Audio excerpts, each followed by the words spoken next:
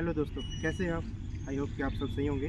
तो आज का जो अपना टॉपिक है वो है कि हम जब पढ़ते हैं तो हमारे मन में कई बार अलग अलग विचार आने लग जाते हैं, हमारे ड्रीम्स चलने लग जाते हैं और हमारा सारा जो पढ़ाई से ध्यान है वो सारा हट जाता है और सारा ध्यान ड्रीम्स की तरफ चला जाता है। तो ऐसी सिचुएशन में हम अपने आप को कैसे इम्प्रूव कर सकते हैं और कैसे अपना पूरा ध्यान पढ़ाई पर लगा सकते हैं, ये हमारा आज का टॉपिक रहेगा।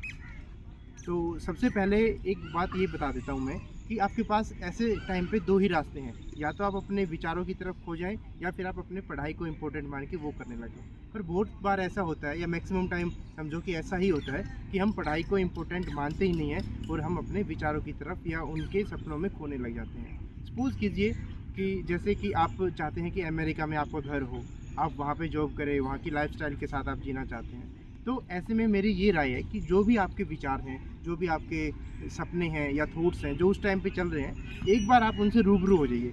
रूबरू का इंसर्ट ये है, मतलब ये है कि एक बार आप जाके उसे चेक कर लीजिए कि उसमें रियलिटी कितनी है और क्या आप उसमें फ़िट हो पाएंगे या नहीं हो पाएंगे। जैसे आप चाहते हैं कि आप अमेरिका में जाके रहेंगे, तो एक बार जाओ, जाके वीज़ा ट्राई करके देखो कि आपका वीज़ा लग पाएगा, और इन केस लग भी जाता है तो क्या आपके पास इतना पैसा है कि आप वहाँ पे जाके सर्वाइव कर पाएँ।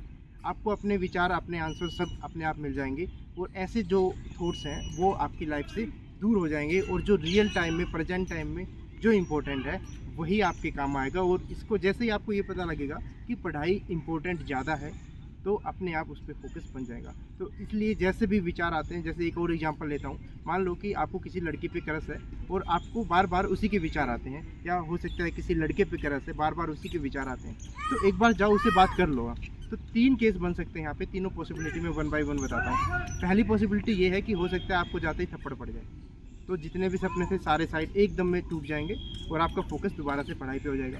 सेकंड ये हो सकता है कि वो मना कर दे और ये बोले मैं ऑलरेडी इंगेज हूँ।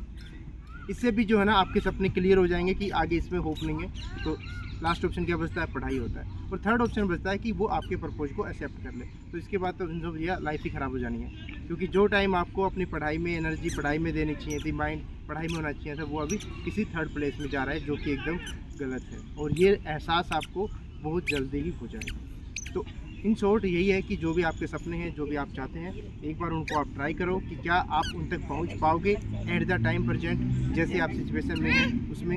यदि ऐसा नहीं कर पा रहे हैं तो एक ही ऑप्शन बचता है कि पढ़ाई पढ़ाई पढ़ाई and focus on your goals. आज के लिए इतना ही, मिलते हैं नेक्स्ट वीडियो, बाय।